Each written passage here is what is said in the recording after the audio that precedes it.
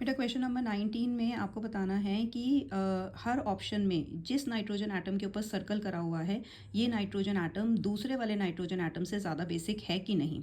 ठीक है, मतलब ये सही सर्कल करा हुआ है कि नहीं करा हुआ है। ठीक है, तो ए ऑप्शन में क्या होगा, ए ऑप्शन में आपका जो ये नाइट्रोजन है ये आपका रिंग के अंदर इन्वॉल्व है। ठीक है, रिंग का पार्ट है तो आपको पता है it's a kind of pyridine. Pyridine में जो लोन पेयर इलेक्ट्रॉन्स होते हैं वो आपके लोकलाइज्ड होते हैं। ठीक है, वो रेजोनेंस में इन्वॉल्व नहीं होते हैं, तो इसका मतलब ये ज़्यादा बेसिक होगा।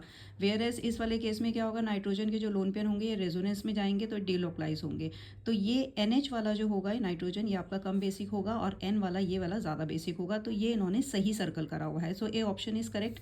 ऐसे ही अगर हम बी को देखें तो बी में क्या है, ये वाला जो नाइट्रोजन है ये रिंग के साथ कनेक्टेड है।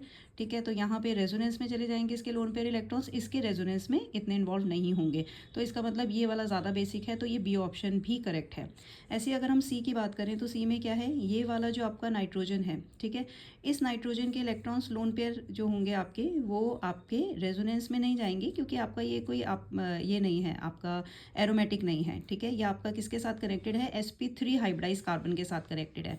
ये वाला जो नाइट्रोजन है इसके जो लोन पेयर होंगे, ये नाइट्रोजन एटम किसके साथ कनेक्टेड है, sp2 के साथ कनेक्टेड है। ठीक है, sp2 आपको पता है ज़्यादा इलेक्ट्रोनेगेटिव होता है कार्बन एटम, तो इसका मतलब क्या होगा, ये इसके लोन पेयर को अपनी तरफ खींचेगा, तो यहाँ पे ये वाला नाइट्रोजन कम बेसिक होगा।